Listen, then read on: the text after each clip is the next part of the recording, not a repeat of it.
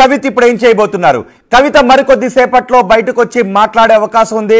తనపై విధించిన వేటు వేసిన సస్పెన్షన్ వేటు గురించి కవిత మాట్లాడే అవకాశం ఉంది. కవిత ఇప్పుడు ఏం మాట్లాడతారు? మరో రాజకీయ పయనం గురించి, కొత్త రాజకీయ పయనం గురించి మాట్లాడతారా, లేదు అదే పార్టీలో కొనసాగుతాను సస్పెండ్ చేసినా అని కవిత చెప్పబోతున్నారా? కవిత తన రాజకీయ పయనం గురించి ఏం చెప్పబోతున్నారని ఆసక్తి కనిపిస్తుంది. ఒకసారి బీఆర్ఎస్ కార్యాలయం దగ్గరికి వెళ్దాం. కవితను సస్పెండ్ చేసిన తర్వాత బీఆర్ఎస్ కార్యాలయం దగ్గర కూడా పెద్ద ఎత్తున బీఆర్ఎస్ శ్రేణులు తరలి వస్తున్నారు. బీఆర్ఎస్ కార్యాలయం దగ్గర నుంచి సమాచారం అందించడానికి మా ప్రతినిధి రాజేష్ మనకు అందుబాటులో ఉన్నారు.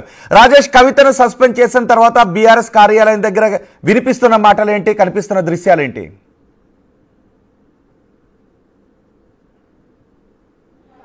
ఎస్ రోహిత్, ఇక్కడ తెలంగాణ భవన్లో ఇప్పుడు ఒక్కొక్కరుగా పార్టీ నాయకులు చేరుకుంటున్నారు. అయితే ఒక పెను సంచలనాత్మకమైన నిర్ణయం తీసుకుంది బీఆర్ఎస్ అధిష్టానం అని చెప్పొచ్చు. మొదటి నుంచి కూడా బీఆర్ఎస్ ఎమ్మెల్సీ కల్వకుంట్ల కవిత తాను తెలంగాణ జాగృతి సంస్థ స్థాపించినప్పటి నుంచి ఉద్యమానికి ఒక సాంస్కృతిక ఉద్యమం తీసుకొచ్చే విధంగా, అందరినీ ఏకతాటిపైకి తీసుకొచ్చే విధంగా ఎన్నో కార్యక్రమాలు చేసినటువంటి మాట వాస్తవం. కానీ దాని తర్వాత క్రమంలో ఆమె పార్టీలో అంటే ఎంపీగా వచ్చారు, ఎంపీగా అయ్యారు. తర్వాత 2014 నుంచి 19లో నిజామాబాద్ ఎంపీగా చేశారు. తర్వాత నిజామాబాద్ నుంచి స్థానిక సంస్థల ఎమ్మెల్సీగా కూడా పనిచేస్తున్నారు. ప్రస్తుతం సిట్టింగ్ ఎమ్మెల్సీగా కొనసాగుతూ ఉన్నారు.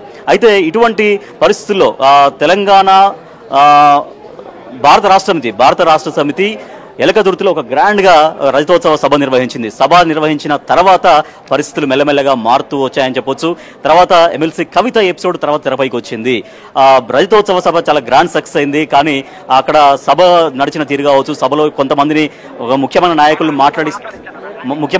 మాట్లాడిస్తే బాగుండదు, ఇటువంటి ఎన్నో అభిప్రాయాలు వ్యక్తం చేశారు. నిన్న కేసీఆర్ను సిబిఐ ఎంక్వైరీ చేస్తున్నారని దానికి కారణం హరీష్ రావు, తర్వాత సంతోష్ రావు అంటూ సంచలనమైన ఆరోపణలు చేశారు. కేసీఆర్ దేవుడైతే కేసీఆర్ చుట్టూ దయ్యాలున్నాయని మాట్లాడినటువంటి మాటల నేపథ్యంలో ఒక్కసారిగా బీఆర్ఎస్ పార్టీ చాలా సీరియస్గా దీన్ని ఈ వ్యాఖ్యల్ని తీసుకుంది. సో అందుకే తప్పనిసరి పరిస్థితుల్లో సొంత కుమార్తె అయినా సరే ఎమ్మెల్సీ కవిత పైన వేటు వేయక తప్పని పరిస్థితి అయింది. ఫైనల్గా బీఆర్ఎస్ పార్టీ కవితని సస్పెండ్ చేసింది. అయితే తెలంగాణ భవన్లో చాలా మంది ఉన్నారు. ఎస్, ఒకసారి రండి. సో మనం తెలంగాణ భవన్లో ఉన్నాం. తెలంగాణ భవన్లో చాలా మంది పార్టీ నాయకులు ఉన్నారు. ఎస్, రాకేష్ గారు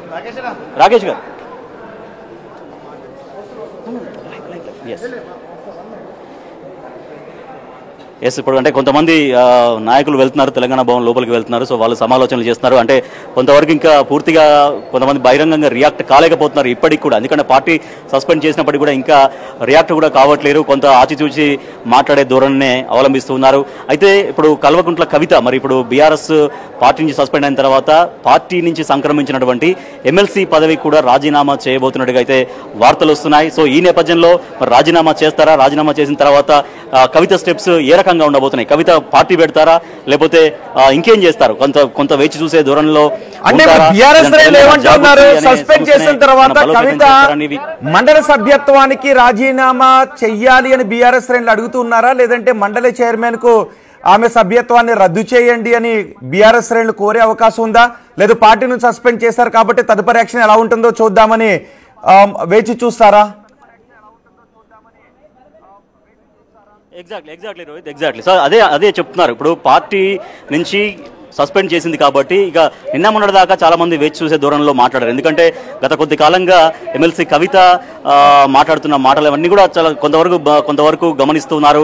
సరే, ఇప్పుడు మామూలు నాయకులు మాట్లాడుతున్నాం, మామూలు నాయకురాలు మాట్లాడితేనేమో రియాక్ట్ అయ్యేవాళ్ళేమో. కానీ స్వయంగా పార్టీ అధినేత కేసీఆర్ కుమార్తె మాట్లాడుతున్నందున కొంతవరకు ఇక ఎవరు ఏం మాట్లాడొద్దు, కవిత వ్యవహారంలో ఎవరు రియాక్ట్ కావద్దు అనేది చాలా వరకు పార్టీ నుంచి, అధిష్టానం నుంచి కొంతవరకు గైడ్ లైన్స్ వెళ్ళాయి. కాబట్టి ఎవరు కవిత విషయంలో మాట్లాడడానికి ఆసక్తి చూపలేదు అనమాట. కాకపోతే ఇప్పుడు మరి టోటల్గా పార్టీ అయితే సస్పెండ్ చేసేసింది కాబట్టి ఇప్పుడు ఇక బహిరంగంగా ఇక మాట్లాడేటువంటి అవకాశం ఖచ్చితంగా తీసుకుంటారు పార్టీ నాయకులు, కార్యకర్తలు. సో అందుకని ఇవాళ తెలంగాణ భవన్లో సరే కొంతమంది బాగా ఎక్కువ అయితే నాయకులు అయితే ఇంత వాస్తవానికి రాలేదు.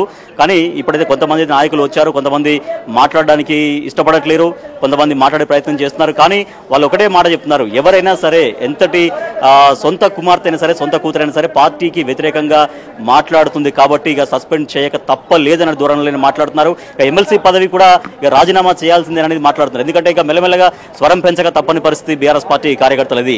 ఎందుకంటే ఎక్కడ కేసీఆర్ని ఎక్కడ ఆమె తప్పుపట్టట్లేదు. కేసీఆర్ ఫోటోతోనే ఉద్యమాలు చేస్తుంది, కేసీఆర్ ఫోటోతోనే తెలంగాణ జాగృతి తీసుకున్నా కూడా, తెలంగాణ జాగృతి ప్రోగ్రామ్స్ తీసుకున్నా కూడా కేసీఆర్ ఫోటోతోనే కార్యక్రమాలు చేసుకుంటుంది. కానీ ఆమె కేసీఆర్ నాయకత్వాన్ని మాత్రం అంగీకరిస్తాను, మరొకరి నాయకత్వాన్ని అంగీకరించను, కేటీఆర్ నాయకత్వాన్ని అంగీకరించని గతంలో మాట్లాడింది. తర్వాత నిన్న ఏకంగా కేసీఆర్ చుట్టూ అంటే గతంలో దయ్యాలున్నాయి, కేసీఆర్ దేవుడు అని చెప్పినటువంటి మాట ప్రకారం నిన్న వాళ్ళు ఎవరు అంటే హరీష్ రావు తర్వాత సంతోష్ రావు కవిత మాటను ఎలా చూడాలి రాజేష్? కవిత మాటను ఎలా చూడాలి? ఎందుకంటే కేసీఆర్ దైవం, కేసీఆర్ ని సెక్యూర్ చేసుకోవాలని అంటూనే కేసీఆర్ పార్టీ అధ్యక్షులుగా ఉన్నారు. సో పార్టీకి నష్టం చేకూర్చే మాటలు ఏ విధంగా ఉన్నాయి? ఎందుకంటే పార్టీలో రెండో నాయకుని గురించి అసలు మాట రాదు. 1 to 10 కేసీఆర్, ఆ తర్వాత ఎవరు వచ్చినా కూడా అనే మాటలు వినిపిస్తుంటుంటాయి. కేటీఆర్ కూడా అదే అంటుంటారు. సో పార్టీని ఏమన్నా కూడా అది కేసీఆర్ అన్నట్టే. సో నేను కేసీఆర్ అనట్లేదు అంటూ మరొకరిని ఎవరినో కొన్ని వ్యంగ్యంగా లిల్లీపుట్ అని ఒకరినో దెయ్యాలు అంటూ నిన్న 2 పేర్లు కూడా తీశారు. సంతోష్ రావు, హరీష్ రావు వాళ్ళే పార్టీ నష్టపోయింది, ఇలాంటి పార్టీ ఉంటే ఎంత అనే మాట కూడా కవిత వాడారు. ఇవన్నీ కేసీఆర్ మంచోర్ అని అంటూనే కేసీఆర్ని విమర్శిస్తున్నట్టుగానే ఉంది అని కొంతమంది విశ్లేషకులు అంటున్నారు.